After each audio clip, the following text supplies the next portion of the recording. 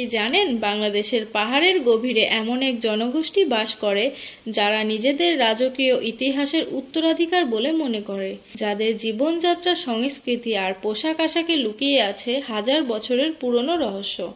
আজ আমরা প্রবেশ করব সেই আদিবাসী গোষ্ঠীর জগতে যাদের নাম চাকমা। আসুন আমরা দেখব তাদের অদ্ভুত জীবনযাপন, রোমাঞ্চকর জুম চাষ আর এমন কিছু বিয়ের রীতি যা হয়তো আপনি আগে কখনো শোনেননি।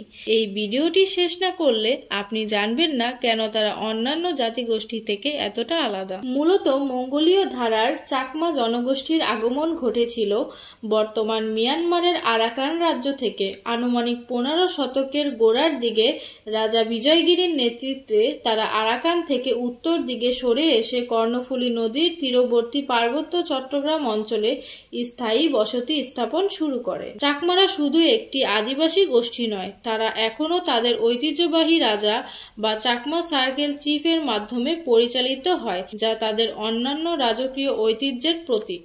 বর্তমানে চাকমা জনগোষ্ঠী মূলত চট্টগ্রামের পার্বত্য অঞ্চলের রাঙামাটি, খাগড়াছড়ি এবং বান্দরবন জেলায় বসবাস করে। এছাড়াও ভারতের ত্রিপুরা ও মিজোরামের কিছু অংশে তাদের দেখা মেলে। তারা কিন্তু সংখ্যায় এই অঞ্চলের সবচেয়ে বড় আদিবাসী গোষ্ঠী। চাকমা জাতির রয়েছে নিজস্ব ভাষা, যা চাংমা ওজারা নামে পরিচিত, এবং তাদের নিজস্ব বর্ণমালাও রয়েছে। তারা প্রধানত বৌদ্ধ ধর্মাবলম্বী এবং তাদের দৈনন্দিন জীবনে রীতিনীতি ও উৎসবে বৌদ্ধ ধর্মের গভীর প্রভাব লক্ষ্য করা যায়। সাম্প্রতিক বছরগুলোতে চাকমা সমাজ শিক্ষায় অনেক এগিয়েছে এবং আধুনিক পেশা ও চাকরির দিকে মনোযোগ বাড়িয়েছে, যদিও তারা তাদের ঐতিহ্যকে ধরে রাখতে সচেষ্ট। চাকমাদের জীবিকার মূল উৎস এবং তাদের সংস্কৃতির কেন্দ্র হল জুম চাষ। এটি একটি প্রাচীন স্থানান্তর কৃষি পদ্ধতি। শুষ্ক মৌসুমে তারা পাহাড়ের ঢালে ছোট বন কেটে তাতে আগুন দেয় এবং বিস্ময়কর ভাবে মাটির গভীরতা না খুঁড়ে এই ছায়ের উপরই বীজ বপন করে। সবচেয়ে আকর্ষণীয় তথ্য হলো একই জমিতে তারা একসাথে প্রায় 40 রকমের ফসল যেমন ধান, ভুট্টা, তিল, তুলা ইত্যাদি ফলিয়ে থাকে।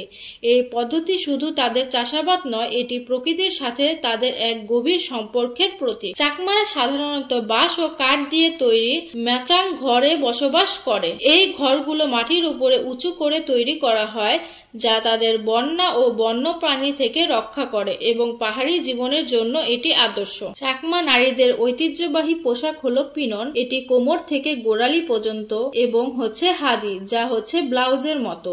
এই কাপড়গুলো তারা নিজেদের হাতে তাঁতে বুনে থাকে, যা তাদের শৈল্পিক দক্ষতা ও পারিবারিক ভালোবাসার বহিঃপ্রকাশ। চাকমাদের প্রধান এবং সবচেয়ে বর্ণিল উৎসব হলো বিজু, যা বাংলা বছরের শেষ 2 দিন এবং নতুন বছরের প্রথম দিন ধরে পালিত হয়। এই 3 দিন 3 নামে পরিচিত। প্রথম দিন ফুল বিজু, নদীতে ফুল ভাসানো। দ্বিতীয় দিন মূল বিজু, বিজু পিঠা তৈরি ও ভোজন, এবং তৃতীয় দিন গোজে পোজে দিন, বিশ্রামের দিন। চাকমাদের ঐতিহ্যবাহী রান্না সাধারণত তেল ছাড়া বা অল্প তেলে সেদ্ধ করে করা হয়। তাদের সবচেয়ে পরিচিত এবং বিশেষ খাবার হলো বাচুরি বা বাঁশের কোরল। এছাড়াও শুটকি মাছ বা শীতল তাদের রান্নার একটি গুরুত্বপূর্ণ উপাদান। চাকমাদের বিয়ের রীতিনীতির মধ্যে পান খিল্লি আদান প্রদান প্রচলিত, এবং যেদিন বিয়ের দিনক্ষণ ঠিক হয় তখন একটি বিশেষ প্রথা মানা হয়। এটি সাধারণত 10 দিন থেকে 1 মাস পর্যন্ত হতে পারে, তবে 10 দিন থাকার বিষয়টি খুব প্রচলিত। এই সময়ে ছেলে আনুষ্ঠানিকভাবে কনের বাড়িতে থাকে।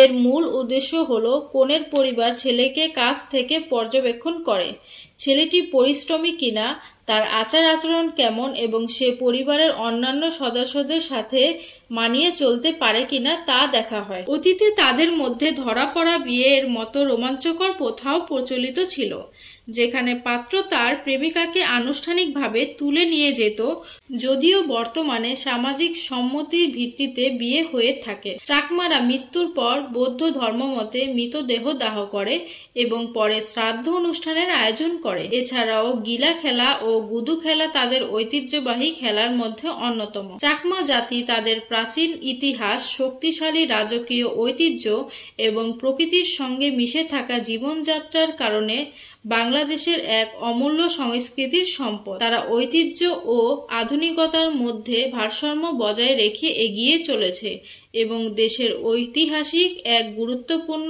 স্থান দখল করে আছে। চাকমাদের জীবন নিয়ে আপনার কি মনে হয়? তাদের জুম চাষ পদ্ধতি কি প্রকৃতির জন্য ভালো? নিচে কমেন্ট বক্সে আপনার মতামত জানান।